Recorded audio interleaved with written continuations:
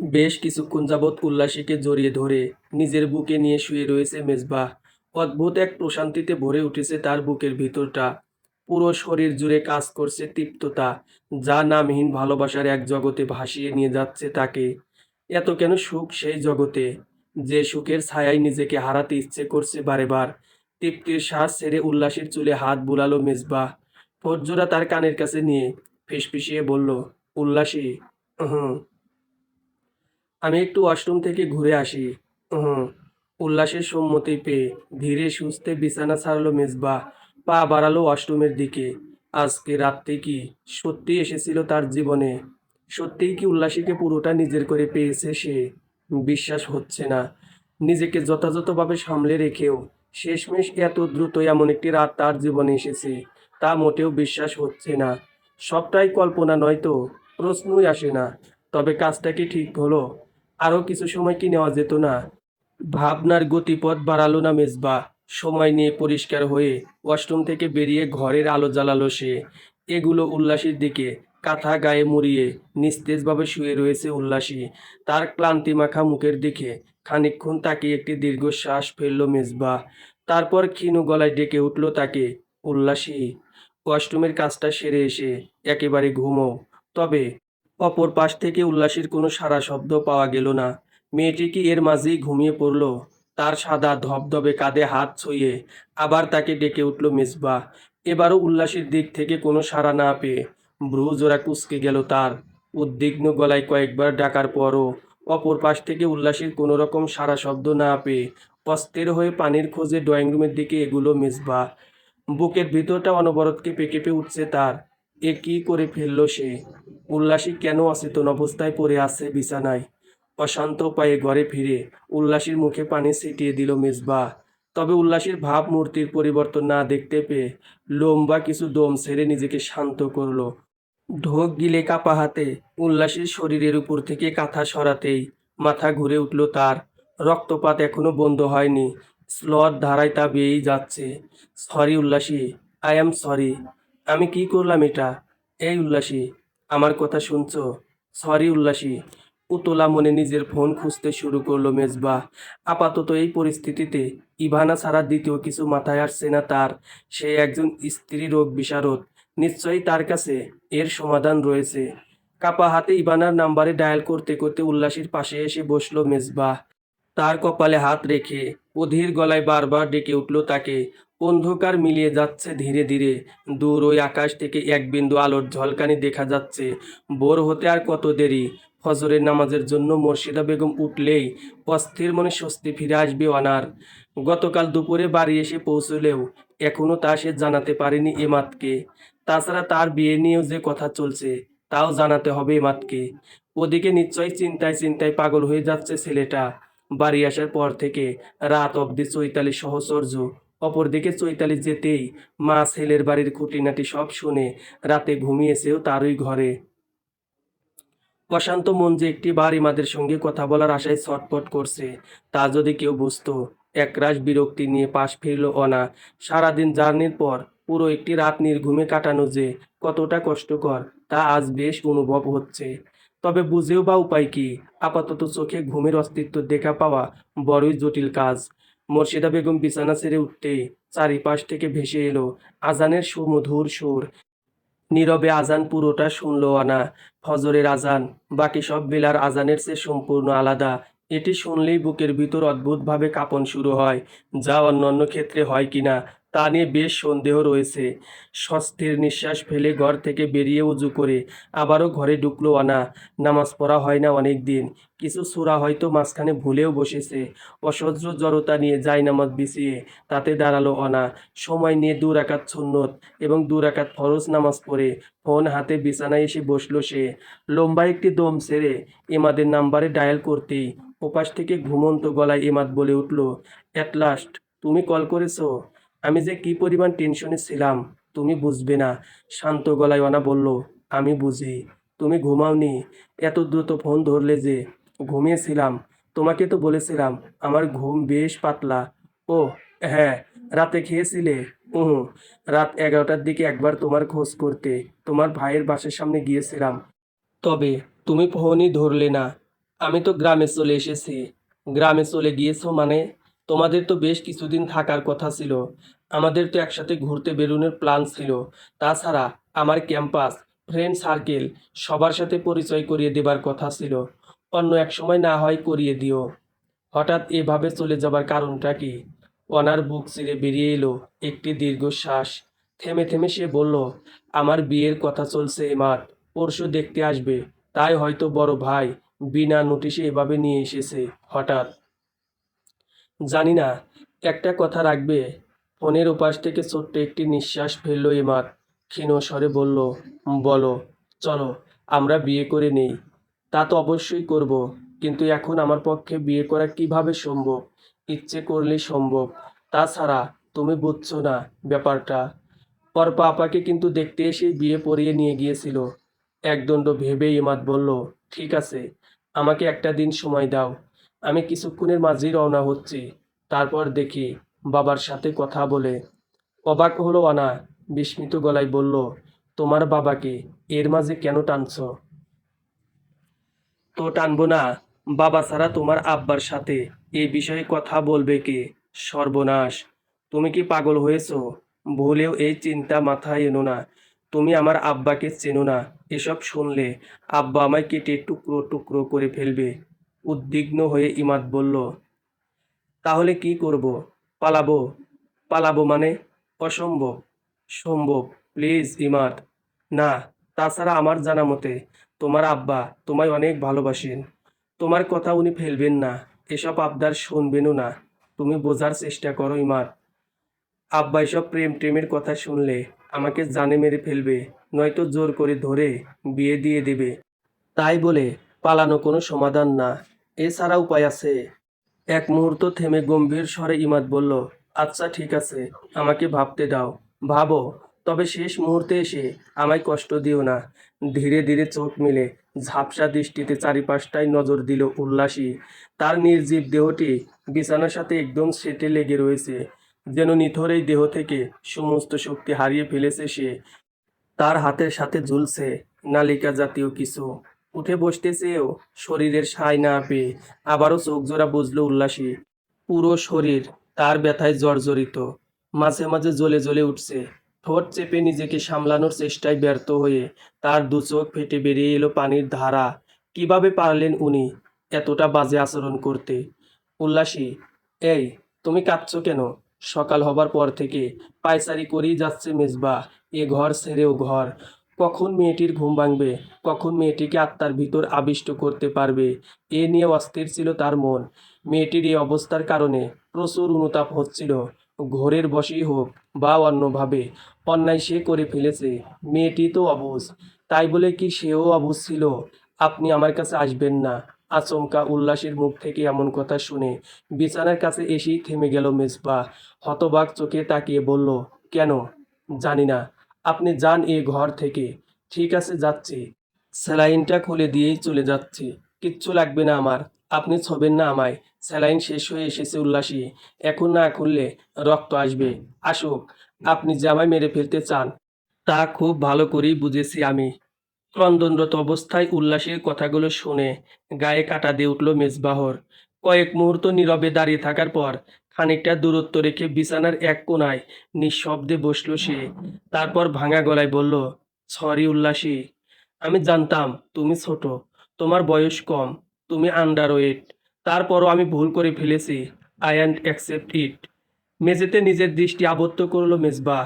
উল্লাসের ব্যথাতুর মুখের দিকে তাকানোর সাহস তার নেই। নিজেকে এতটা সামলে রাখার ফল যদি এই হয়, তাহলে পুরুষ হয়ে এ পৃথিবীতে জন্মানোই তার জন্য পাপ। এ কি করে ফেললো সে? হাসি খুশিতে মেতে থাকা মেয়ের মুখ থেকে হাসি কেড়ে নিল। সে প্রাপ্তবয়স্ক। তার কাছে গত রাতের মতো সুখময় আরেকটি রাত দ্বিতীয়বার না এলেও উল্লাসের কাছে এ রাত হয়ে উঠল সকল নিকৃষ্ট রাতের মাঝে একটি। এমনটা তো চাওয়ার ছিল না তার। তোমার যে এতটা কষ্ট হবে তা বুঝতে পারলে আমি কখনোই এমন কাজ করতাম না। আমি কিন্তু বারবার তোমায় জিজ্ঞেস করেছিলাম তোমার লাগছে কিনা, কিন্তু তুমি তখন কোনো কথা বলছিলে না। তাছাড়া আমি অনেক দেখে শুনে, আস্তে ধীরে, তারপরও তোমার এই অবস্থা। কথা গুলিয়ে ফেলল মেজবাহ। লম্বা একটি নিঃশ্বাস ফেলে দু হাতের মুঠ চেপে উল্লাসীর দিকে চেয়ে সে আবারও বলল, সব কিছুর ঊর্ধ্বে আমি একজন পুরুষ। আমি চাইলে অনেক কিছুই নিজের নিয়ন্ত্রণে আনতে পারি না। কিছু পরিস্থিতিতে সবটা আয়ত্তে থাকে না। তাই বলে আপনি আমায় ব্যথা দেবেন? আমার বড় আদর চাওয়াটাই কি ভুল ছিল? সরি বাবা, আমি তো বলছি সবটাই আমার ভুল। ভুল বললেই হলো। আপনি আমায় বড় আদরের কথা বলে কেন ব্যথা দিলেন? প্রথম প্রথম বড় আদর নিতে গেলে একটু ব্যথা লাগেই উল্লাসী। এটা সাময়িক। সময় দাও একটু, ঠিক হয়ে যাবে। মিথ্যে বলছেন আপনি। বড় আদরে কোনো ব্যথা নেই। আদর তো আদর। আদরে কখনোই ব্যথা লাগে না। দীর্ঘশ্বাস ফেলল মেজবাহ। বাল্যবিবাহের কুফল যখন নিজের জীবনে কার্যরত হয়, তখন এর ফলাফল নিয়ে আর কোনো সন্দেহ থাকে না কারো জীবনে। আচ্ছা, একটা কথা বলো আমায়। তুমি এক্স্যাক্টলি বড় আদর করতে কি বোঝো? চোখের পানি মুছে মেজবাহর দিকে তীক্ষ্ণ দৃষ্টিতে তাকিয়ে উল্লাসী বলল, পুরো শরীরে আদর দেওয়া। আর আপনিই বলেছিলেন আদর মানেই চুমু। অথচ আপনি আমায় ব্যথা দিয়েছেন। কি পরিমাণ কষ্টে যে আমি আছি তা যদি আপনি বুঝতেন। আজ থেকে আমি রাতে একাই থাকবো। আপনি আমার কাছে আসবেন না। একদম আসবেন না। গোপনে একটি দীর্ঘশ্বাস ফেলল মেজবা। সে ভুল বুঝেছিল।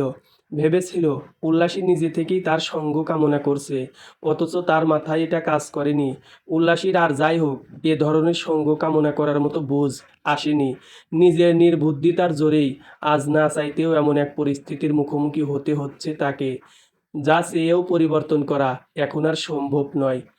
আপনি কি মনে করেছেন আপনি আমায় ব্যথা দিয়ে রক্ত বের করে দিয়েছেন? তা আমি দেখিনি। খুব দেখেছি। ভোরে যখন আপনি চাদর পাল্টাচ্ছিলেন, তখন আমার কথা বলার মতো শক্তি না থাকলেও দেখার শক্তি ছিল। আপনি আমায় মেরে ফেলে ওই মেয়ের কাছে যেতে চান, তা আমি খুব বুঝেছি। আপনি যান, ওই মেয়ের কাছেই যান। আমি আর কিছুই বলবো না। উল্লাসের কথার পিঠে কি জবাব দেবে ভেবে পেল না মেজবা। তাকে কি পুরো ব্যাপারটি বুঝিয়ে বলবে?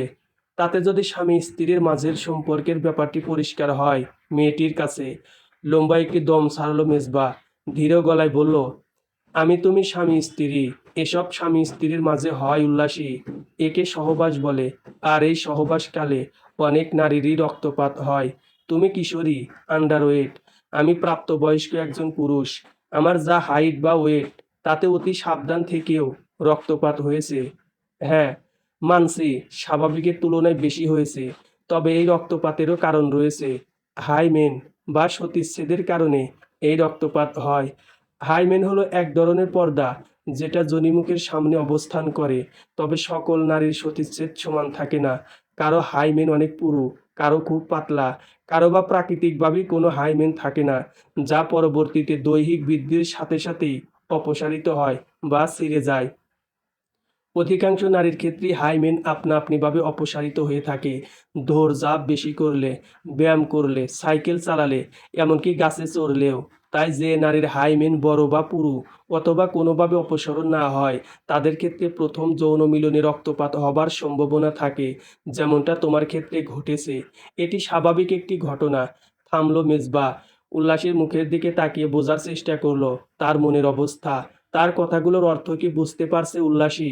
কয়েক মুহূর্ত নীরব থেকে আবারও মেজবা বলল, আমাদের দেশে একটি ভ্রান্ত ধারণা রয়েছে যে নারীর তার প্রথম সহবাসের সময় রক্তপাত হয় না, সে কুমারী নয়।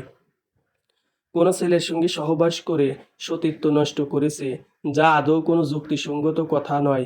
যাদের হাইমেন প্রাকৃতিকভাবে পাতলা বা ছোট, তাদের দৈহিক বৃদ্ধি ঘটার সঙ্গে সঙ্গে হাইমেনেরও অপসারিত হবার প্রবণতা বেড়ে যায়।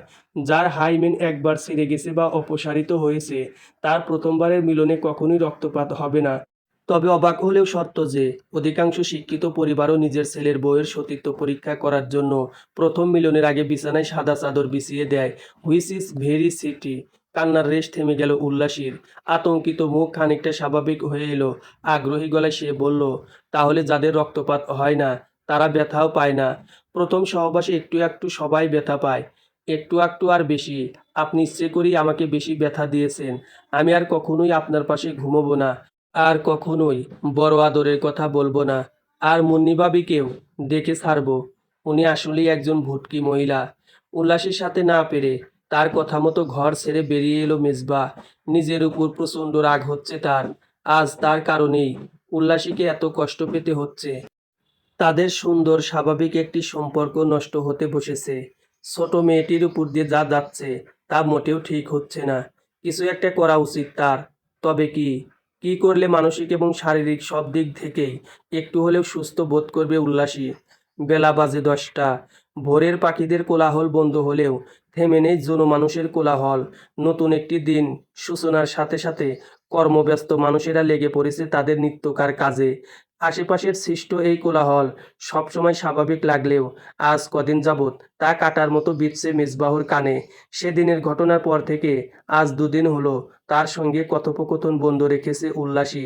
কিছু জিজ্ঞেস করলেও এড়িয়ে চলছে, কাছে ঘেঁষছে না। এমনকি রাতেও একা ঘরে ঘুমোচ্ছে। ভয়ঙ্কর সেই রাত্রি যাপনের পর বেশ মিইয়ে পড়েছে মেয়েটি।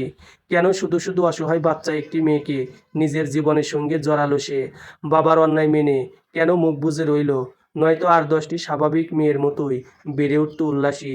আজ মেয়েটির সঙ্গে যে অন্যায় করেছে তাতে নিজেকে ধর্ষক ছাড়া দ্বিতীয় কিছু ভাবতে পারছে না সে। আসলেই কি সে ধর্ষক?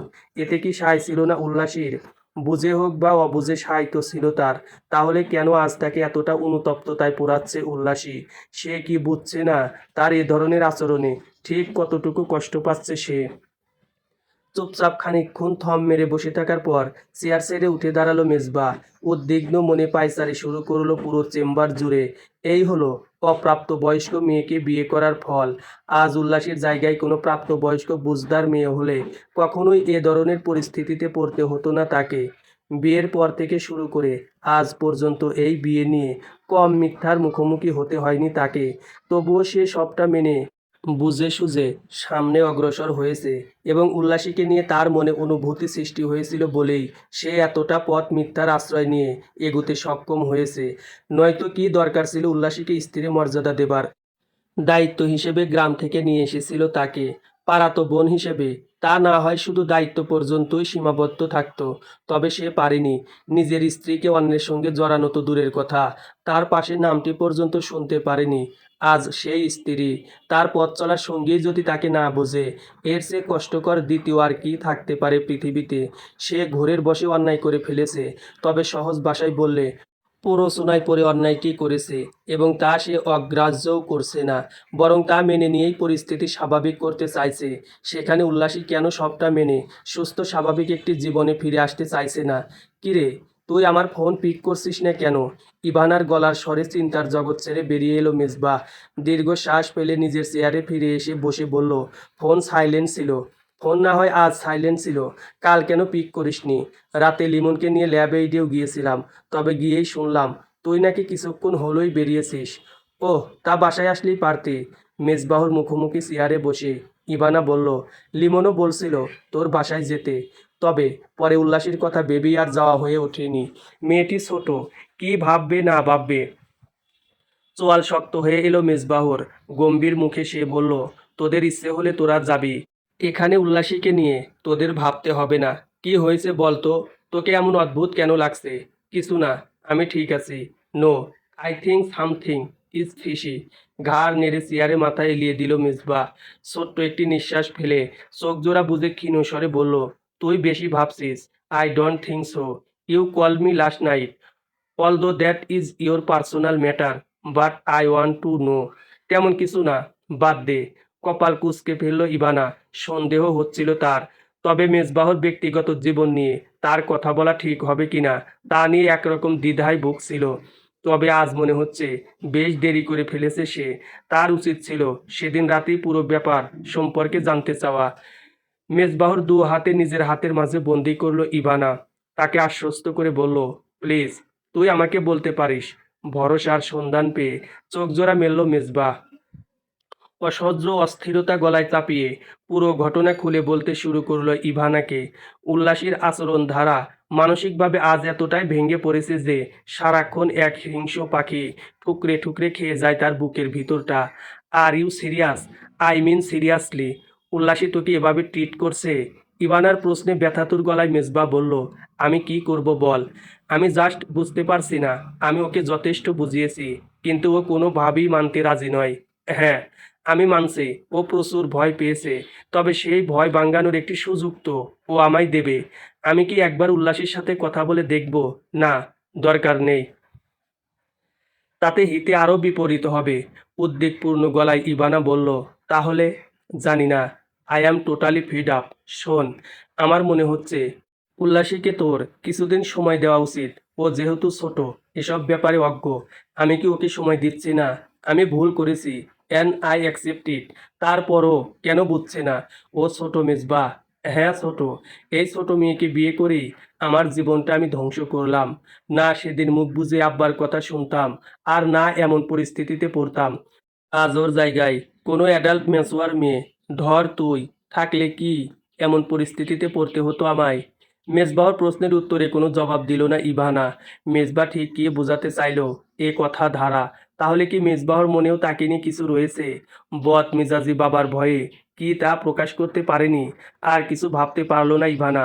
মেজবাহর দু হাত জোরে চেপে ধরে মনে মনে আওড়ালো, আমি তোকে ভালোবাসি। তবে তুই একটি বন্ধনে জড়িয়ে পড়ার পর আমি নিজেকে সামলে নিয়েছিলাম, কিন্তু এখন যখন উল্লাসী তোকে নিয়ে এতটা আনশিওর, তখন ইউ ডিজার্ভ বেটার মেজবা। গোসল সেরে কাপড় চোপড় ছাদে মেলে ফ্ল্যাটে ঢোকার সময় একবার মেজবাহর ফ্ল্যাটে যাবে কিনা তা নিয়ে ভাবল মুন্নি সরকার। উল্লাসী দুদিন যাবৎ তাকে এড়িয়ে চলছে। মেয়েটি অবুঝ জানা ছিল, তবে এতটাও অবুঝ তা জানা ছিল না। যেখানে স্বামীর আদর ভালোবাসা প্রতিটি মেয়ে কাম্য, সেখানে এই মেয়ে এক রাতের ভয়ে স্বামীর ধারের কাছেই ঘেঁষছে না। আদর ভালোবাসায় ভয়ের কি আছে তা এই দুদিন ভেবেও মাথায় আসেনি তার। তার ক্ষেত্রেও বিবাহিত জীবনে প্রথম রাতকে ঘিরে ভয়ে ছিল সে। তবে তা পার করার পর সকল ভয় ভীতি একদম কেটে গিয়ে সেখানে এসে ভর করেছিল একরাশ মুগ্ধতা, ঘোর আকাঙ্ক্ষা। সেখানে এই মেয়ে ভয় ভীতি কাটানো তো দূরের কথা, সেই ব্যাপারে কথা বলতেই নারাজ। এসবে এতই যখন ভয় তোর, তখন প্রেম প্রীতি কেন করেছিলি? কথাটি উল্লাসীকে বলতে গিয়েও নিজেকে সামলে নিয়েছে বারবার। মেয়েটি ছোট, তাকে না হয় ধীরে সুস্থে সময় নিয়ে বোঝানো যাবে। আপনি এসেছেন, ভালো করেছেন। একটু দাঁড়ান। দরজা খুলে মুন্নি সরকারকে দেখা মাত্র ঘরে ফিরে এলো উল্লাসী। গুছিয়ে রাখা কাপড় চোপড়ের মাঝ থেকে নাইটি বের করে আবারও এগুলো সদর দরজার দিকে। এই যে ধরুন, আর কখনো এসব উলটপালট জিনিস আমায় দেবেন না। থমথমে মুখে নাইটিটি হাতে নিল মুন্নি সরকার। তারপর বলল, কিছু কথা ছিল, ভেতরে গিয়ে বসে কথাগুলো বলবো। আমি আপনার কোনো কথা শুনবো না। একরকম জোরপূর্বক ফ্ল্যাটের ভিতরে প্রবেশ করলো মুন্নি সরকার। উল্লাসীকে হাত ধরে টেনে নিয়ে এগুলো ড্রয়িং রুমের দিকে। এই মেয়ের উদ্ভট সব চিন্তা ভাবনার ইতি আজ ঘটিয়েই ছাড়বে সে। তোমার বয়স কত জানো? 14 বছর। দুদিন পর 15-তে পা দেবে। তোমার মতো হাজার হাজার মেয়ে স্বামী সন্তান নিয়ে সংসার করে বেড়াচ্ছে, আর তুমি ঢং করে বেড়াও। নিজেকে এখনো বাচ্চা ভাবো তুমি। কত ছোট বাচ্চা তুমি, এখনো ফিডার খাও? চোখ জোড়া প্রশস্ত হয়ে এলো উল্লাসীর। মুন্নি সরকারের হাতের মাঝ থেকে নিজের হাত ছাড়িয়ে নিয়ে উঁচু স্বরে বলল, আপনি আমার সাথে এভাবে কথা বলবেন না। কিভাবে কথা বলতে হবে আপনার সাথে? আপনি তো ইংল্যান্ডের রানী ভিক্টোরিয়া, তাই না? আপনি যান। যান না বলছি। থাকতে আসিনি তোমার বাসায়। আজ মেজবাহ বলে এসব রং ঢং করে কুল পাচ্ছ। অন্য কারো ঘরে গেলে এসব ঢং ছুটিয়ে নিজের পুরুষত্ব দেখাতে একদিনও সময় নিত না। নিজের ছোট বোন হিসেবে মেনেছিলাম তোমাকে। তুমি ছোট বলে তোমার ভালো মন্দর কথা ভাবতাম। এটাই আমার দোষ হয়ে গেল এখন, না? আপনি কখনোই আমায় বোন হিসেবে ভাবেননি। নয়তো বড় আদর করে আমাকে এমন একটি রাতের মুখোমুখি করতে পারতেন না। নিজের মাথা নিজে চাপড়িয়ে উতলা কণ্ঠে মুন্নি সরকার বলল, আরে পাগল মেয়ে, এটা স্বাভাবিক একটা ঘটনা। প্রতিটি স্বামী স্ত্রীর মাঝে এসব ঘটে। এমনকি তোমার বাবা মার মাঝেও এসব ঘটেছে। বাজে কথা বলবেন না। বাজে কথা কখন বললাম? এসব না ঘটলে তুমি এলে কিভাবে? আকাশ ফেটে? চোখজোড়া ছলছলে হয়ে এলো উল্লাসীর। ধরা গলায় সে বলল, আমি আমার বাবা মার ভালোবাসার ফসল। আপনি দয়া করে আমার মাকে এসবের মাঝে টেনে আনবেন না। ছোট্ট একটি নিঃশ্বাস ফেলল মুন্নি সরকার। সময় নিয়ে নিজেকে শান্ত করে শীতল গলায় বলল, ঠিক আছে, আনলাম না। দেখো উল্লাসী, আমার কথা একটু মন দিয়ে শোনো। প্রতিটি স্বামী স্ত্রীর মাঝেই এসব হয়, এটাই স্বাভাবিক। অস্বাভাবিক কোনটা জানো? যখন স্বামী স্ত্রীর মাঝে এসব না হয়, তখন স্বামীরা নানান খারাপ কাজে নিজেদের জড়িয়ে ফেলে। আজ যদি তুমি মেজবাহকে নিজের শরীর দিয়ে সুখ দিতে না পারো, মেজবাহ দুদিন পর ইভানার কাছে শরীরের চাহিদা মেটাতে যাবে। যা একজন স্ত্রী হিসেবে মানতে পারবে তুমি? পারবো। ব্যথা দিয়ে ভয় দেখিয়ে যদি আমার নিজের জিনিস আমার কাছে রাখতে হয়, তাহলে আমার সেই জিনিসের দরকার নেই। যার ইচ্ছে সে নিয়ে যাক। এখন বলছো ঠিক আছে, কিন্তু যখন বুঝ হবে তখন এটা নিয়ে তোমার আফসোসের সীমা থাকবে না। না থাকলে নেই, এ নিয়ে আপনার ভাবতে হবে না। বোঝার চেষ্টা করো। আপনি জানতো, এমনিতেই আপনার কথা মেনে আমি পাগল হয়ে যাচ্ছি। উনি ঠিকই বলেছিল, আপনি আসলেই একজন স্যাঁচরা মহিলা। মেজাজ অসম্ভব খারাপ হয়ে এলো মুন্নি সরকারের। এজন্যই বোধ হয় মানুষের ভালো চাইতে নেই। সে যেখানে মেয়েটির ভালো করতে চাইছে, সেখানে মেয়েটি তাকে বারবার হেনস্থা করে যাচ্ছে। সোফা ছেড়ে উঠে পড়ল মুন্নি সরকার। দাঁতে দাঁত চেপে কটমটিয়ে বলল, আমার যথেষ্ট সন্দেহ হচ্ছে তুমি মেয়ে কিনা। কারণ একজন মেয়ের স্বামীর আদর উপেক্ষা করার মতো শক্তি নেই। আপনি কিন্তু আবারও বাজে কথা বলছেন। হাজারবার বলবো, এতই যখন সেক্স নিয়ে অ্যালার্জি তোমার, তখন প্রেম কেন করেছিলে? প্রেম কখন করলাম? বলতে গিয়েও থেমে গেল উল্লাসী। চোখজোড়া জ্বলছে তার, মাথার ব্যথায় পুরো মাথা ঝিনঝিন করছে। এই মহিলাকে আর এক দণ্ডও সহ্য হচ্ছে না। আজ স্বামী পাশে আছে, তবে তুমি মূল্য বুঝতে চাইছো না। একদিন এমন সময় আসবে যখন তুমি তার মূল্য, সংসার সবটাই বুঝবে। তবে সেদিন সে তোমার পাশে থাকবে না। এই মুন্নি সরকারের কথা সেদিন মনে পড়বে তোমার। একদমে কথাগুলো বলে হন্য পায়ে মুন্নি সরকার ফ্ল্যাট ছেড়ে বেরিয়ে যেতেই সোফা ছেড়ে উঠে দাঁড়ালো উল্লাসী। সদর দরজা বন্ধ করে এগুলো শোবার ঘরের দিকে। সেদিন রাতের পর শারীরিকভাবে সুস্থ হয়ে উঠলেও তার মনের ভিতরের অশান্তি দিনের পর দিন ক্রমশ বাড়ছে। যার দরুন অদ্ভুত কিছু পরিবর্তনও ঘটেছে তার মাঝে। যে মেয়ের রাতে একা ঘুমোতে ভয়ে আত্মা শুকিয়ে আসতো, সে আজ কদিন যাবৎ রাতে একাই ঘুমোয়। বিছানায় গুটিসুটি মেরে একা শুয়ে চোখ বুজতে অসহ্য ভয় কাজ করলেও তা নিয়ে টু শব্দ করে না। আজকাল তার চারিপাশের মানুষের প্রতি বেশ ভয় কাজ করে। তাদের কথায় প্রভাবিত হতে ইচ্ছে করে না। ইচ্ছে করে না মেজবাহুর পাশাপাশি বসে গল্প করতে, হাজারবার আবদার করে চাইতে। ইচ্ছে হয় না ছোট আদর। তাহলে কি নিজস্বতা বলতে যার মাঝে কিছুই ছিল না, আজ তার মাঝে সত্তা জেগে উঠছে? পরন্ত বিকেলের শীতল হাওয়া জানালা ভেদ করে গায়ে এসে লাগছে উল্লাসীর। দুপুর থেকে তার মন অসম্ভব খারাপ থাকলেও এখন মন খারাপ ভাবটা কেটে গেছে। নাম না জানা এক প্রশান্তির ছায়া এসে আঁকড়ে ধরেছে তাকে। খুব ইচ্ছে করছে পাখি হয়ে উড়তে খোলা ওই আকাশ পানে। তবে তা কি আদৌ সম্ভব? চিন্তার রাজ্যে বেশ খানিকক্ষণ পায়চারির পর চারিপাশ থেকে আজানের সুমধুর সুর শুনতে পেয়ে একটি দীর্ঘশ্বাস ফেলল উল্লাসী। উদাস মনে জানালা বন্ধ করে ওয়াশরুমের দিকে এগুতেই কানে এলো কলিং বেলের শব্দ। কে এলো এই ভর সন্ধ্যায়? নিশ্চিত মুন্নি সরকার। কড়া করে আরো কিছু কথা না শোনালে উনি পিছু ছাড়বেন বলে মনে হয় না।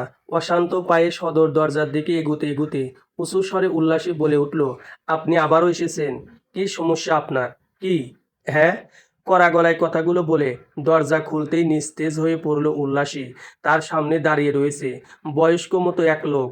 ফর্সা, গাল ভর্তি পাকা দাড়ি, গোঁফ, মাথায় সাদা চুলকে আবিত করে রেখেছে কালো টুপি, পরনে কালো জুব্বা। বিশাল দেহী লোককে দেখে দু কদম পিছিয়ে গেল উল্লাসী। কাপা গলায় বলল, কে আপনি? এটা কি মেজবা শেখের বাসা? জি। তুমি উল্লাসী? জি। লোকটির গম্ভীর মুখ খানিকটা নরম হয়ে এলো। ভারী গলায় সে বলল, মেজবাহ বাসায় আছে? না। তোমার সাথে আমার কথা আছে, চলো ভিতরে বসে কথা বলি। ঢোক চেপে দরজা আঁকড়ে ধরল উল্লাসী। কম্পনরত গলায় বলল, আমি আপনাকে চিনি না। আপনার সাথে আমার কোনো কথা থাকতে পারে না। আমি সিকান্দার মির্জা, তোমার নানা, তোমার মা উষার বাবা। এবার ভিতরে যেতে পারি? বলেই পাশ ফিরলেন তিনি। কিছু দূরে দাঁড়িয়ে থাকা রক্ষীর উদ্দেশ্যে বলল, এই আনিস, সোহাকে গাড়ি থেকে নামিয়ে উপরে নিয়ে এসো। ক্লান্ত শরীরে বাড়ি ফিরল মেজবাহ। নানান চিন্তা ভাবনায় পুরো মাথা ব্যথায় টনটন করছে। আজও আরেকটি নিঃসঙ্গ রাত কাটাতে হবে, এবং যে রাতে পাশ ফিরে সে দেখা পাবে না উল্লাসীর। এতটা অবুঝ কেন মেয়েটি? একটুখানি কম অবুঝ হলে কি এমন হতো? অস্থির মনে কলিং বেল চাপতেই ভিতর থেকে দরজা খুলে দিল উল্লাসী। ফিস ফিসিয়ে বলল, নানা এসেছেন। কে এসেছে? নানা। আপনার না, আমার নানা। কপাল কুঁচকে ফেলল মেজবাহ। ভিতরে প্রবেশ করে এগুলো ড্রয়িং রুমের দিকে। মেজবাহ। সিকান্দার মির্জা উঠে দাঁড়িয়ে প্রশ্নটি করতেই দ্রুত পায়ে তার দিকে এগুলো মেজবাহ। সৌজন্য সূচক একটি হাসি ঠোঁটে ফুটিয়ে বলল, জি। আসসালামু আলাইকুম। ওয়ালাইকুম সালাম। বসো। জি, আপনি বসুন। সিকান্দার মির্জা সোফায় শরীর এলিয়ে দিতেই তার পাশে বসল মেজবা। আগ্রহী চোখে তাকিয়ে রইল কালো জুব্বা পরিহিত বৃদ্ধ লোকটির দিকে। আমি বাস্তববাদী মানুষ। বাস্তবতা বড় জটিল হলেও আমি তাকে আঁকড়ে ধরে চলতেই বেশি স্বাচ্ছন্দ্য বোধ করি। সোজা হয়ে বসলেন সিকান্দার মির্জা। গম্ভীর মুখ খানিকটা ব্যথিত করে বলল, মেয়ে আমার গত হয়েছে বছর পাঁচেক আগে, অথচ তা আমার কানে এসেছে দিন পাঁচেক হলো। খবর শুনে বড়ই ব্যথিত হয়েছিলাম, তবে কাঁদিনি। জীবনের প্রায় সব সিদ্ধান্ত আমি শক্ত থেকে নিয়েছি। সেখানে আমার মতো মানুষকে মেয়ে বিয়োগে কাঁদতে নেই বলেই আমি মনে করি। যেখানে মেয়েকে আমি বহু বছর আগেই ত্যায্য করে দিয়েছিলাম। নড়ে চড়ে বসলো মেজবা। মাথার উপর ফুল স্পিডে ফ্যান চললেও তার সিপের কোনা বেয়ে গড়িয়ে পড়ছে ঘাম। হঠাৎ করে এই লোকের আগমনের সঠিক কারণ খুঁজে পাচ্ছে না সে। যেতে চাইনি, কিন্তু মনকে সামান্য নরম করে গেলাম। তবে দু রুমের সেই বাড়িতে আমি আমার মেয়ের স্মৃতি খুঁজে পেলাম না। পেলাম আমার নাতনি সুহাকে, ময়লা জামা কাপড় গায়ে, উস্কো খুস্কো চুল নিয়ে মাটিতে বসে খিদের জ্বালায় গড়াগড়ি করছিল সে। বিশ্বাস করবে কিনা জানি না, তবে সেই দৃশ্য আমার চোখে পানি এনে দিয়েছিল। সেদিন আমার বুকের ভিতরের শক্ত পাথরটা প্রথম নাড়া দিয়েছিল। তারপর আর কি, বদমাসটার দু গালে দু চর বসিয়ে নিয়ে এলাম আমার নাতনিকে আমার কাছে। বদমাসটাকে, উল্লাসীর বাবা। বদমাসটাকে খুন করতে পারলে আমার মন শান্ত হতো। ছোট লোকের ঘরের ছোট লোক একটা। থামলেন সিকান্দার মির্জা। লম্বা একটি নিঃশ্বাস ফেলে আবারও গম্ভীর মুখে বললেন, তোমার বাবার সাথে আমার কথা হয়েছে। বেশ সুবিধাবাদী একজন লোক তিনি, এবং চতুর। তবে তার একটি দিক ভালো লেগেছে আমার। ব্রু জোড়া কুঁচকে ফেলল মেজবা। লোকটির ভারী ভারী কথা ক্রমশ তার বোঝার বাইরে চলে যাচ্ছে। কদিন ধরে তোমার সম্পর্কে খোঁজ খবর নেওয়ার পর আমি পা দিয়েছি তোমার এখানে। আমি প্রথমেই বলেছিলাম আমি বাস্তববাদী একজন মানুষ। ন্যায় অন্যায় পর্যবেক্ষণের আগে আমি পর্যবেক্ষণ করি চারিপাশের পরিস্থিতি। তা তোমার কি কখনো অনুশোচনা বোধ হয়? তুমি অল্প বয়সী এক মেয়েকে বিয়ে করে বাল্য বিবাহের মতো অপরাধ করেছো বলে? সময় নিল না মেজবা। ক্ষীণ স্বরে বলল, হয়। হলেও তা মাথা থেকে ঝেড়ে ফেলো। ওই বদমাস হাজারটা ভুলের মাঝে একটি ভালো কাজ করেছে। তা হলো তোমার হাতে আমার নাতনিকে তুলে দিয়ে। আর ঠিক এই কারণেই আমি ওই বদমাসটার গালে জুতোর বাড়ি না মেরে হাতের বাড়ি মেরেছি। মেয়ে হয়ে জন্মালে বিয়ে শাদী একদিন দিতেই হবে। ঢিঙ্গি করে একটা পাত্র জুটিয়ে বিয়ে দেওয়ার পর মেয়ে যে সেখানে শান্তিতে সংসার করতে পারবে, এমন কথা জোর গলায় বলতে পারবে কেউ? পারবে না। বরং মেয়েকে লিখিয়ে পড়িয়ে বড় করে যদি সেও তার মায়ের মতো কোনো ড্রাইভারের হাত ধরে পালাতো, তাহলে সমাজে ছি ছি পড়ে যেত। সেক্ষেত্রে ছোটকালেই একজন চরিত্রবান এবং প্রতিষ্ঠিত ছেলের হাতে মেয়ে তুলে দেওয়ার মাঝে আমি দোষের কিছু দেখছি না। আমার মেয়ে যদি ড্রাইভারের জায়গায় কোনো প্রতিষ্ঠিত ছেলেকে এনে আমার সামনে হাজির করত, আমি নির্দ্বিধায় তাদের মেনে নিতাম। গোপনে একটি দীর্ঘশ্বাস ফেললেন সিকান্দার মির্জা। মেজবাহর উদ্বিগ্ন মুখের দিকে তাকিয়ে বললেন, আমি আবেগী কথাবার্তা বলবো না। না বলবো মা মরা মেয়ের মুখের দিকে তাকিয়ে হলেও তাকে মায়া করতে। উল্লাসী তোমার বিয়ে করা বউ, তোমার দায়িত্ব। আমি উল্লাসীর অভিভাবক হিসেবে তখনই কিছু বলবো যখন দেখব তুমি তোমার দায়িত্ব ঠিকভাবে পালন করছো না। আমি কি আমার কথা বোঝাতে পেরেছি তোমায়? জবাব দিল না মেজবা। হালকা মাথা নেড়ে অবাক চোখে তাকিয়ে রইল সিকান্দার মির্জার দিকে। লোকটির কথা এখনো ঠিকভাবে বোধগম্য হচ্ছে না তার। উল্লাসীর এখন যে বয়স, এটাই একদম উত্তম বয়স তোমার নিজের মতো করে ওকে গড়িয়ে নেবার। প্রথমবার কথা নরম করে বোঝাবে, দ্বিতীয়বার একটু কঠোর, তবে তৃতীয়বার কোনো ছাড় দেবে না। বুঝতে না চাইলে দু গালে দু চর বসিয়ে হলেও বুঝাবে। কারণ ওর ভালো খারাপ দেখার দায়িত্ব সবটাই তোমার। আর আজ এই অধিকার আমি তোমায় দিয়ে যাচ্ছি। Go ahead young man. I like you and your behaviour. যাও, উল্লাসীকে গিয়ে বলো ওর হাতের খাবার খেয়ে তারপর আমি বেরুবো। উঠে দাঁড়াতে গিয়েও আবারও বসে পড়ল মেজবা। লোকটির কথাগুলো এখনো কানে বিধছে তার। প্রথমবার কথা নরম করে বোঝাবে, দ্বিতীয়বার একটু কঠোর, তবে তৃতীয়বার কোনো ছাড় দেবে না। বুঝতে না চাইলে দু গালে দু চর বসিয়ে হলেও বোঝাবে। তবে এমন কিছু করলে আদৌ কি এই পৃথিবীতে নিজের ছায়া খুঁজে পাবে সে? আপনার নাতনি যেখানে আদরই সহ্য করতে পারে না, সেখানে আমার হাতের মায়ের আমায় আস্ত রাখবে বলে আপনার মনে হয়? কেটে টুকরো টুকরো করে তা হাঁড়িতে বসিয়ে আমাকে কষিয়ে আপনাকে রাতের খাবার খাইয়ে দেবে। গুনগুনিয়ে মেজবা কথাগুলো বলতেই ভ্রু কুঁচকে ফেললেন সিকান্দার মির্জা। ভারী গলায় বললেন, কিছু বললে? জি না, কি আর বলবো, ওই তো মাংস। আমি যাই, দেখি ওর রান্নাবান্না কত দূর। সুহাকে বেশ যত্ন সহকারে খাইয়ে দিচ্ছে উল্লাসী। রোগা পাতলা শ্যাম বর্ণের মেয়ে সুহা, দু চোখ হরিণীর মতো টানা টানা, লম্বা নাক, মাথা ভর্তি কালো কোকড়ানো চুল, অসম্ভব মায়াবী চেহারার একটি মেয়ে। অথচ এই মেয়ের উপরেই কিনা দিনের পর দিন বিনা কারণে অত্যাচার চলে গেছে। কিভাবে পেরেছে? শুধুমাত্র পায়ের সমস্যা এবং কথা বলতে না পারায়। কেউ এতটা অবহেলিত হয়? বুক চিরে একটি দীর্ঘশ্বাস বেরিয়ে এলো মেজবাহর। বিষণ্ণ মনে আবারও ভাতের থালায় হাত দিতেই পাশ থেকে সিকান্দার মির্জা বললেন, দ্রুত খাও নানু ভাই, আবার বাসায় ফিরতে হবে। বাসায় ফিরতে হবে মানে? আপনি সুহাকেও সাথে নিয়ে যাবেন? হ্যাঁ। সিকান্দার মির্জার কথার পিঠে কিছু বলল না উল্লাসী। অসহায় চোখে তাকালো মেজবাহর দিকে। উল্লাসীর চাহনিতে বুকের ভিতরটা টিপটিপ করে উঠল মেজবাহর। অনুরোধের গলায় সে সিকান্দার মির্জার উদ্দেশ্যে বলল, ও কিছুদিন থাকুক উল্লাসীর কাছে, কিন্তু কাল ওর ডক্টরের কাছে অ্যাপয়েন্টমেন্ট আছে। আমি না হয় নিয়ে যাব। একদণ্ড ভেবে সিকান্দার মির্জা সুহার দিকে চেয়ে বললেন, নানু ভাই, তুমি এখানে থাকতে চাও? জবাব দিল না সুহা। আঁকড়ে ধরল তার পাশে দাঁড়িয়ে থাকা উল্লাসীর কোমর। বিপরীতে ঠোঁট হালকা প্রশস্ত করে হাসলেন সিকান্দার মির্জা। মুখের উচ্ছিষ্ট খাবার গিলে বললেন, রান্না কে শিখিয়েছে তোকে? ওভাবে কেউ শেখায়নি। কিভাবে যেন হয়ে গেছে। তা তো হবেই। সারাদিন হাতা খুন্তি দিয়ে ফেলে রাখলে কি সেই মেয়ে পড়াশোনায় পাকা হবে? বদমাস ছোকরা একটা। কে বদমাস ছোকরা? তোর বাপ। যত সব ছোট লোকের চিন্তা ভাবনা দিয়ে মাথা ভর্তি। নিমেষেই মুখ চুপসে গেল উল্লাসের। বাবাকে নিয়ে কেউ বাজে কথা বললে বুকের ভিতরটায় অদ্ভুত এক কষ্ট হয় তার, যা ক্ষণিকেই দলা পাকিয়ে বুক চেপে গলা খামচে ধরে ঝরে পড়তে চায় চোখ বেয়ে। ওর পড়াশোনা নিয়ে কিছু ভাবছো? সিকান্দার মির্জা মেজবাহর উদ্দেশ্যে প্রশ্নটি করতেই মাথা নেড়ে সম্মতি জানালো মেজবা। স্বচ্ছ গলায় বলল, হ্যাঁ, আপাতত কোচিংয়ে ভর্তি করিয়ে দিয়েছি, তবে কিছু ঝামেলার কারণে এখনো যাওয়া হয়ে ওঠেনি। Great, I like you. আজ তোমার জায়গায় ওই ছোট লোক নিজের মতো কারো হাতে উল্লাসীকে তুলে দিলে সে কখনোই এসব নিয়ে ভাবতো না। মনের ভিতর তৃপ্তি অনুভব করলেন সিকান্দার মির্জা। মেয়ের করা কাজে বহু বছর যে তৃপ্তির খোঁজ পায়নি সে।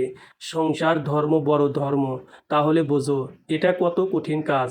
এক গ্লাস পানি ঢক ঢক করে গিলে লম্বা একটি দম ছাড়লেন সিকান্দার মির্জা।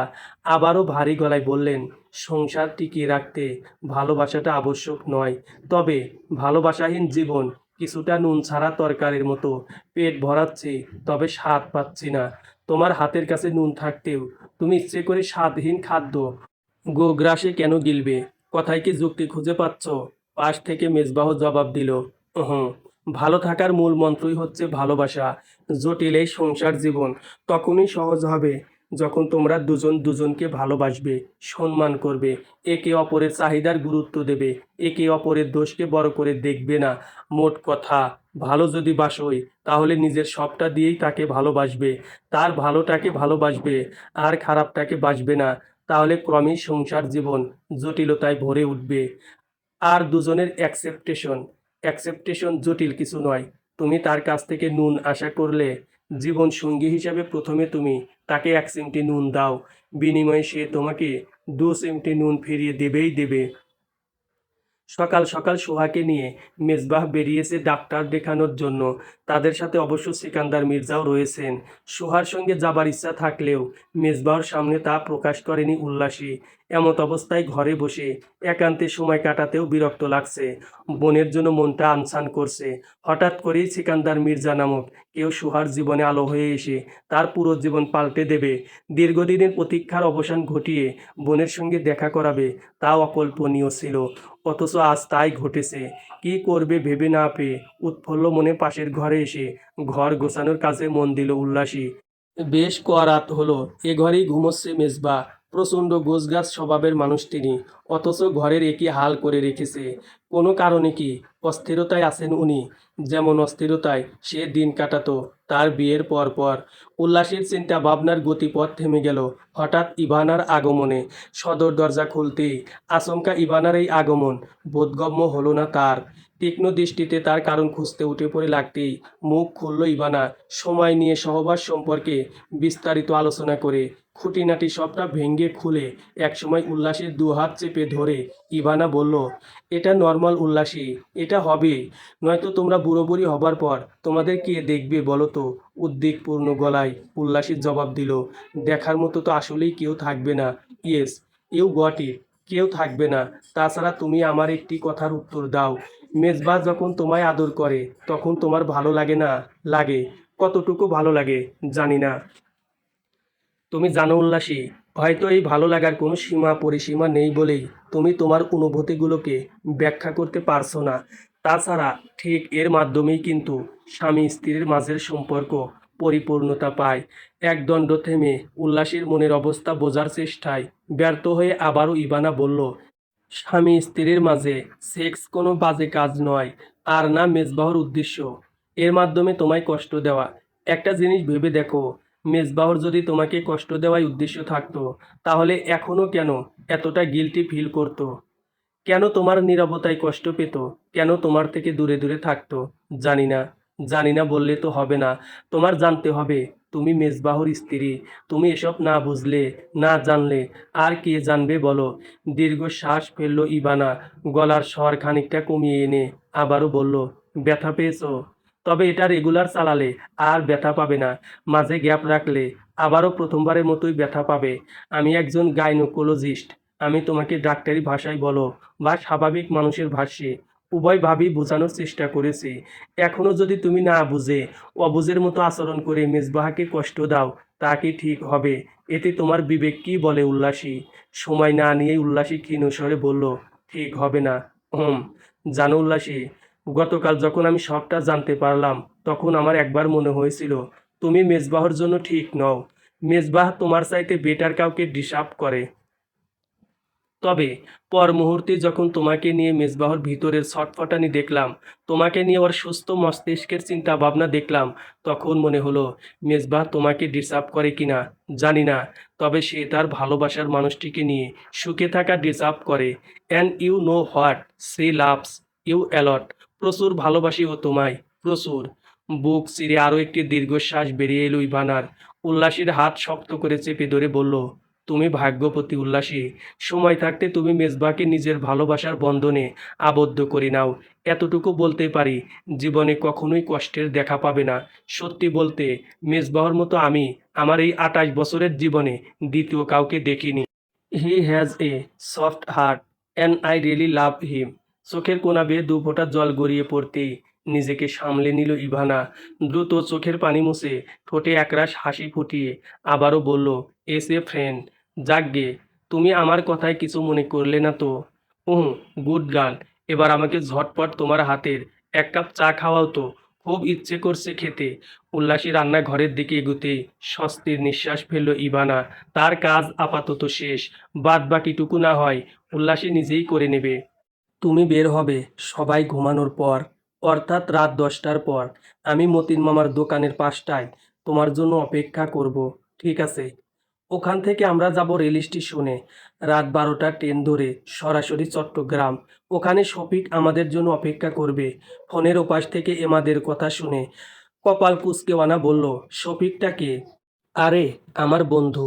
ওর ওখানেই আমরা কিছুদিন থাকবো। তো যা বলছিলাম, আমরা চট্টগ্রামে নেমে সর্বপ্রথম যা করব তা হলো আমাদের বিয়ের কাজটা সেরে ফেলবো। তারপর সেখান থেকে শফিকের বাড়ি যাব। ওর বাড়িতে ওর বাবা মা নেই, ওনারা আমাদের থাকতে দেবে? থাকবে না কেন, অবশ্যই আছে।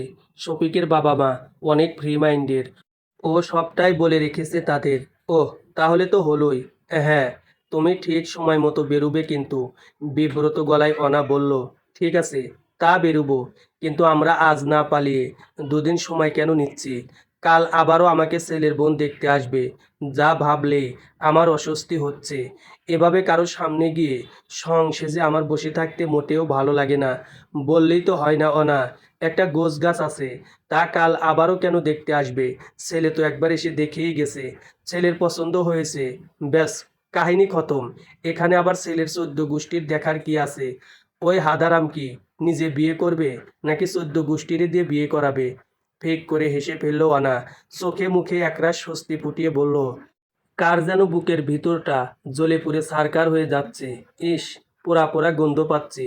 হাসবে না শুধু শুধু? তোমার হাদারাম হবু জামাইকে একবার সামনে পায় মেরে ১৪ গোষ্ঠীর নাম না ভুলিয়ে দিয়েছি তো আমার নাম ইমাদ নয়, কচু। আচ্ছা, এখন রাখছি, আম্মা ডাকছে। যাই, খেয়ে আসি। তুমি খেয়ে নিও, যাও।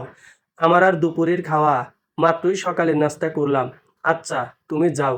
কল কেটে ফোন নির্দিষ্ট স্থানে লুকিয়ে রেখে ঘর ছেড়ে বেরিয়ে এলো অনা।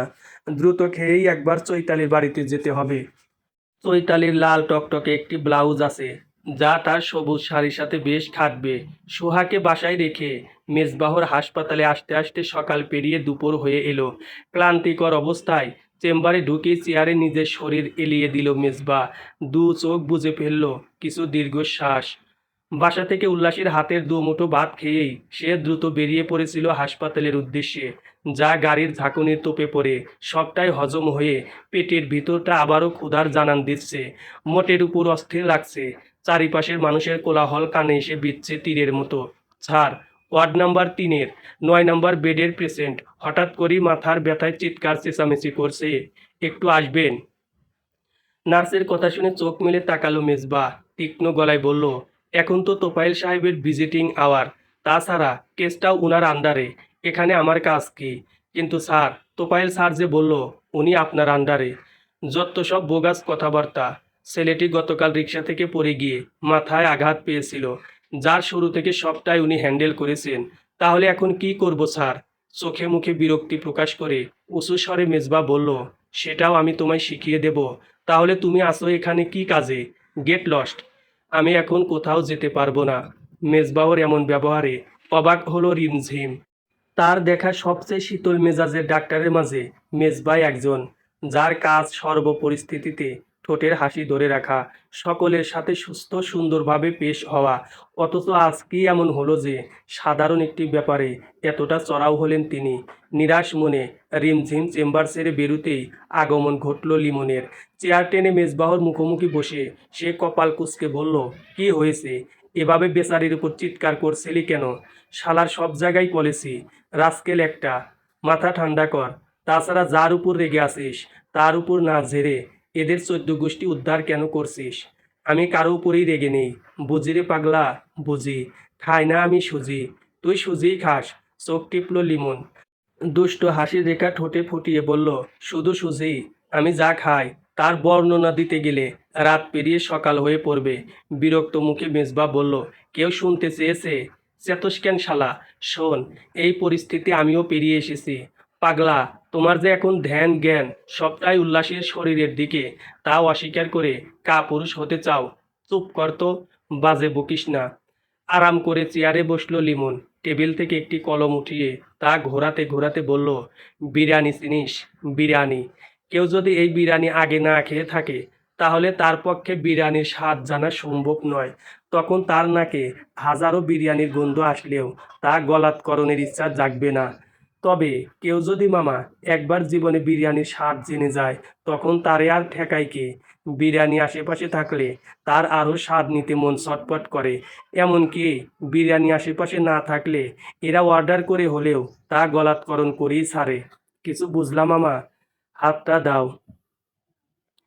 মেজবাহুর কথায় হাত বাড়াতেই সুহার হাতে চকলেট পুরে দিল সে। চোখ মুখে প্রশান্তির ছায়া ফুটিয়ে বলল, ছিঁড়ে দেই? সোহা মাথানের সম্মতি জানাতেই চকলেটের প্যাকেট ছিঁড়ে তা আবারও তার হাতে ধরিয়ে দিল মেজবা। ছোট্ট সোহাকে কোলে চাপিয়ে এগুলো ড্রয়িং রুমের দিকে। ছোট্ট এই কোমলমতি মেয়েটিকে বেশ মনে ধরেছে তার। হরিণীর মতো টানা টানা চোখ দুটো দিয়ে যখন ড্যাব ড্যাব করে তার দিকে তাকায়, তখন বুকের ভিতরটা হু হু করে ওঠে। ইচ্ছে হয় পৃথিবীর সকল সুখ এনে ছড়িয়ে দিতে তার পায়ের তলায়। ছোট এই মেয়েটি যে সুখের দেখা পায়নি কখনোই। সোফায় সোহাকে বসিয়ে তার পাশে বসলো মেজবা। টেলিভিশনে কার্টুন ছেড়ে তার দিকে চেয়ে বলল, বিকেলে কিছু খেয়েছো? হুম। এখন কি ক্ষুধা পেয়েছে? হুম। এই চকলেটটা খেতে ভালো লাগছে? হুম। মাথা নেড়ে সোহার জবাবগুলো দেখে সামান্য হাসলো মেজবা। টেলিভিশনের দিকে তাকিয়ে বলল, বড়টা দেখছো না? ওই যে বিড়ালের মতো, ওটা টম। আর ছোট পিচ্চি ইঁদুরটা হলো জেরি। দেখো সারাময় কিভাবে এরা একে অপরের পিছনে লেগে থাকে। মেজবাহর কথায় আগ্রহী চোখে টেলিভিশনের দিকে খানিকক্ষণ তাকিয়ে রইল সোহা। তবে তাতে বেশি একটা মজা খুঁজে না পেয়ে সে আবারও মেজবাহর দিকে ফিরে মাথা নেড়ে নাক মুখ কুঁচকে ফেলল। ভালো লাগছে না দেখতে? হুম, ঠিক আছে। আমরা টিভি অফ করে দিলাম। ঠোঁটে বিশ্বজয়ের হাসি ফুটিয়ে সোহা দুহাত বাড়িয়ে দিল মেজবাহর দিকে। এক হাতের তালুতে অন্য হাতের তালু লাগাতেই পাশ থেকে মেজবাহ বলে উঠল, খেলতে ইচ্ছে করেছে? কি খেলবে? 10-20? ডাইনিং থেকে মেজবাহ এবং সোহার মাঝের মিষ্টি বন্ধন দেখে বিবর্ণ ঠোঁটে হাসি ফুটল উল্লাসীর। সোহা এ বাড়িতে দিন তিনেক হলো এসেছে। এর মাঝে সোহার না বলা কথাগুলো বেশ বুঝতে শিখে গেছে মেজবা। প্রতি রাতেই তার জন্য কিছু না কিছু নিয়ে তবেই বাড়ি ফিরে সে।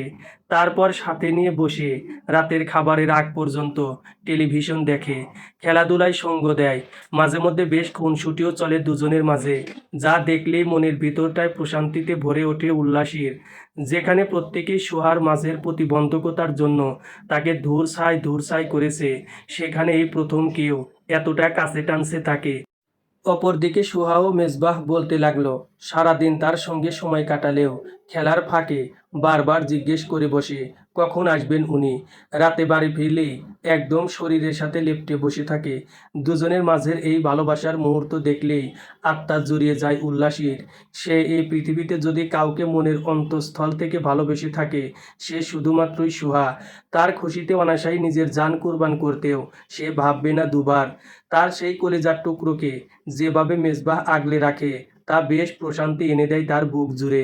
স্বস্তির নিঃশ্বাস ছেড়ে ডাইনিং ছেড়ে শোবার ঘরে এলো উল্লাসী। তার নানা সিকান্দার মির্জা এবং ইভানার বলা প্রতিটি কথা নিয়ে এই 2 রাত ভেবেছে সে। প্রচুর ভেবেছে। কষ্ট দেবার মানুষের অভাব নেই এই জগতে। অনেকে আসবে, কষ্ট দিয়ে চলেও যাবে। তবে সেই নিজের ভালোবাসার মানুষটিকে আঁকড়ে ধরে তার সবটা আপন করে নেবে। যে প্রকৃত অর্থে ভালোবাসতে জানে, দুজন বিবাহ বন্ধনে আবদ্ধ হলেই যে সাথে সাথে তাদের মাঝে ভালোবাসা আপনা আপনি তৈরি হয়ে যায়, তার এই ধারণা ভুল। বিপরীত স্বভাবের মানুষটির প্রতি ভালো লাগা, তার প্রতি ভালোবাসা, সবটাই আসে নিজের ভাবনার দ্বারা। আজকাল সে ভাবে মেজবাকে নিয়ে।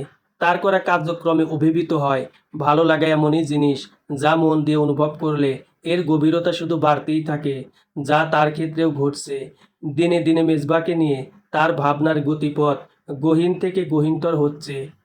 এমাদের সঙ্গে আজ রাতে পালিয়ে যাবার কথা থাকলেও তা আরও একদিন পেছাতে হয়েছে। এ নিয়ে অবশ্য এমাদকে এক দফা ঝেড়েছে অনা। গভীর রাতে সকলে ঘুমোলে না হয় আরেক দফা ঝেড়ে দেবে। সব কিছু ঠিকঠাক থাকার পরও হঠাৎ করে একদিন পিছানোর অবশ্য যুক্তিযুক্ত কারণ রয়েছে। তবে তা গায়ে মাখতে নারাজ অনা। আজ রাতে বেরুলে কাল রাতের মাঝেই বিয়ের কাজটা মিটে যেত। সেখানে আরও 24 ঘন্টা অপেক্ষার প্রহর গুনতে হবে, তা ভেবেই অস্থিরতায় ফেটে মরছে সে। কি রে, এভাবে ঘরের ভিতর বারবার চক্কর কাটছিস কেন? চৈতালির গলার স্বর শুনতে পেয়ে নিজেকে শান্ত করলো অনা। লম্বা একটি নিঃশ্বাস ছেড়ে বিছানায় বসতে বসতে বলল, তুই এত রাতে হঠাৎ?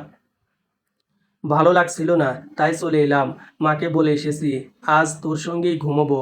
কপাল কুঁচকে ফেললো আনা। ভাগ্যিস পালানোর দিন একদিন পিছানো হয়েছে, নয়তো আজ 12টা বেজে যেত তার। দেখি সর, শুতে দে। অনা সরে বসতেই বিছানায় শরীর মেলে দিল চৈতালি। উদাস দৃষ্টিতে ফ্যানের দিকে চেয়ে বলল, মুবিন ভাই আবার কবে আসবে রে? জানি না। কেন বলতো? এমনি। আচ্ছা শোন, তুই একদিন আমায় বলেছিলি আমায় নাকি কি গিফট দিবি, তা কবে দিবি? দীর্ঘশ্বাস ফেলল আনা। চৈতালি এবং মুবিনের ব্যাপারে তার বাবা আলাউদ্দিন শেখকে নিয়ে বিনিয়ে কিছু একটা বলে তাদের 4 হাত এক করে দেবার ব্যবস্থা করার কথা ভেবেছিল অনা। তবে সেসবে এখন সে ঘুরে বালি। কালই বাবার মন থেকে উঠে যাবে সে। সেখানে 4 হাত এক করা তো দূরের কথা। চোখ মুখ ছোট হয়ে এলো আনার। হতাশ গলায় সে বলল, সেটা আর দেওয়া হবে বলে মনে হয় না। ও মা, কেন? এখন হাতে টাকা পয়সা নেই? তাহলে পরে দিস। ঠিক আছে। ঠোঁটে হাসি ফুটিয়ে কোলবালিশ জড়িয়ে ধরল চৈতালি। ধীর গলায় বলল, জানিস কাল সবুজ স্যার কি বলেছে আমায়? কি? দৌড়ঝাঁপ কমাতে? আমার মতো মেয়েদের নাকি এসব মানায় না। আমিও মনে মনে বললাম, শালা টাকলু, আমি দৌড়ঝাঁপ করলে তোর কি? আমি কি তোর বউ লাগি যে তোর কথা শুনবো? ওহ, ওই টাকলাটার মাথা যে আমি কবে ফাটাবো! চুল নেই একটাও মাথায়, অথচ ওই টাক মাথা নিয়ে আসে আমায় প্রেম নিবেদন করতে। সাহস দেখেছিস? ভাবছি আর ওর কাছে প্রাইভেটই পড়বো না। তাহলে আর কার কাছে পড়বি? জানি না। তবে ওই টাকলাটাকে আমার আর সহ্য হচ্ছে না। ম্লান হাসলো অনা চৈতালিকে রাগাতে। তার দিকে ফিরে আরাম করে বসে বলল, কেন? উনি খারাপ কি?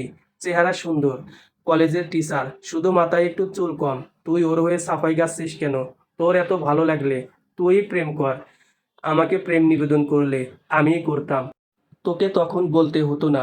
নাক সিটকে চৈতালি বলল, সে তোর পছন্দ এত খারাপ? খারাপ আবার কি? সবুজ স্যারের মতো দ্বিতীয় কাউকে পুরো কলেজে খুঁজে পাবি? অনার কথার পিঠে চৈতালি কোলবালিশ দিয়ে তার শরীরে আঘাত করতে চেঁচিয়ে উঠল অনা। ইস, মারলি কেন? ব্যথা পেলাম না? হ্যাঁ, তোমার তো তুলোর শরীর, ধরলেই ব্যথায় অস্থির হয়ে পড়ো। এই, তুই স্বামীর আদর কিভাবে সহ্য করবি তা ভেবে ভেবে আমি পাগল হয়ে যাই।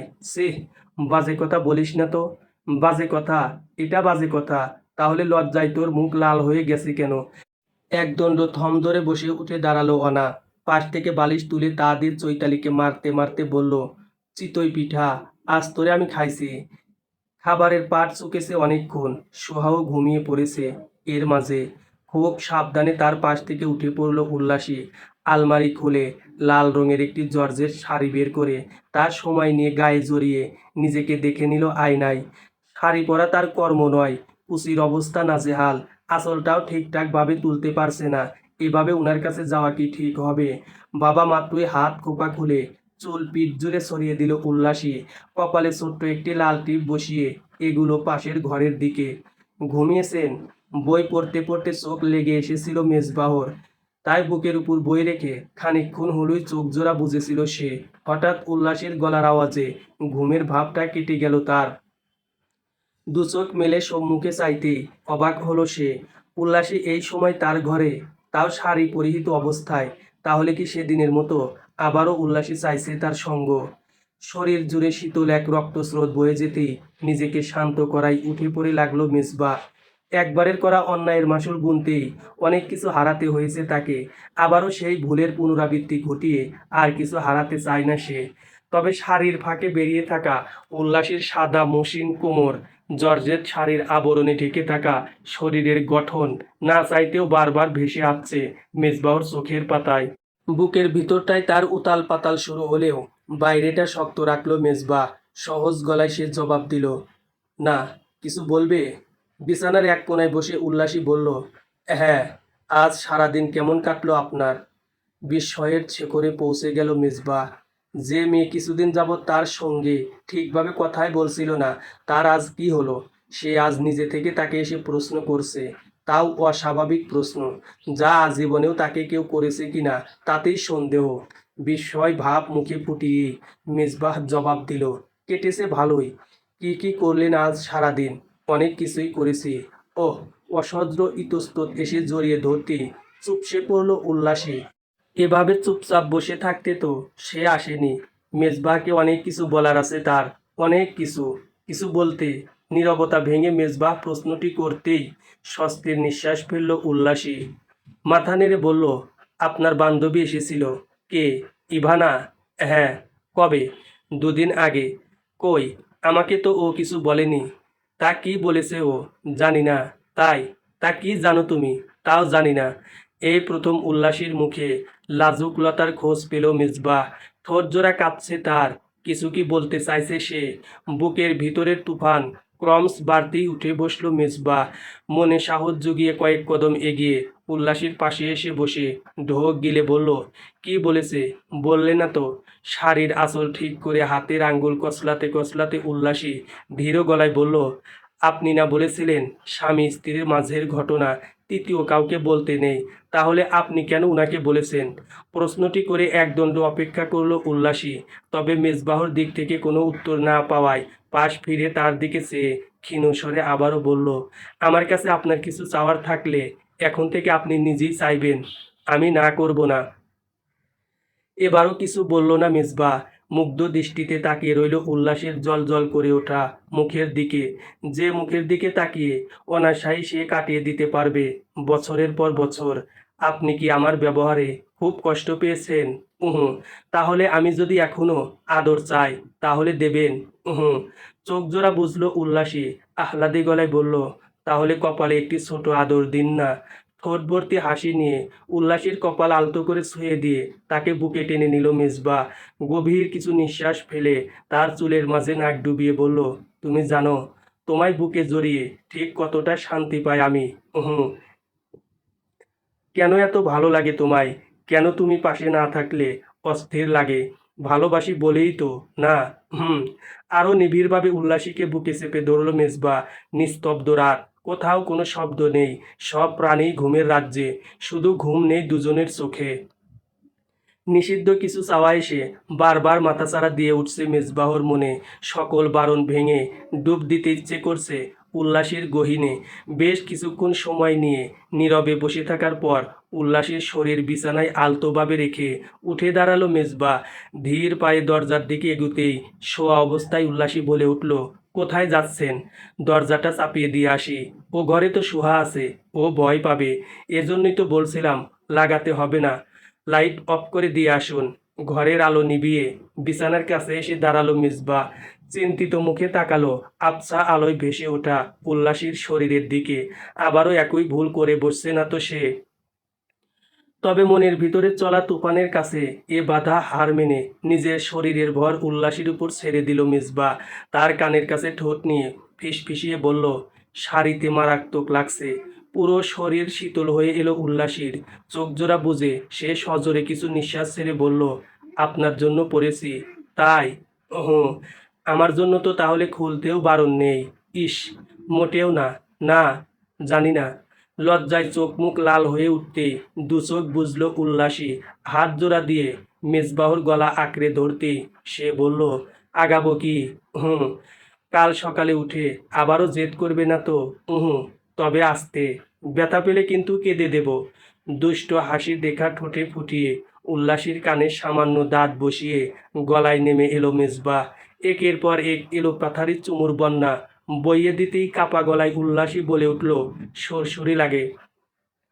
মাথা উঠিয়ে উল্লাসীর কথা শুনে মৃদু হাসল মেজবা। মাতাল চোখে শাড়ির আঁচল সরিয়ে মুখ ডোবাতেই শরীর অবশ হয়ে এলো উল্লাসীর। এক নিমিষেই তার মনের সকল জল্পনা কল্পনা ভয় কেটে সেখানে প্রবেশ করলো একরাশ ভালো লাগা, যা তাকে ধীরে ধীরে পৌঁছে দিল নামহীন এক সুখের রাজ্যে। চলবে গল্প নীরবতা। পরবর্তী পর্ব পড়ার আমন্ত্রণ রইল। ধন্যবাদ।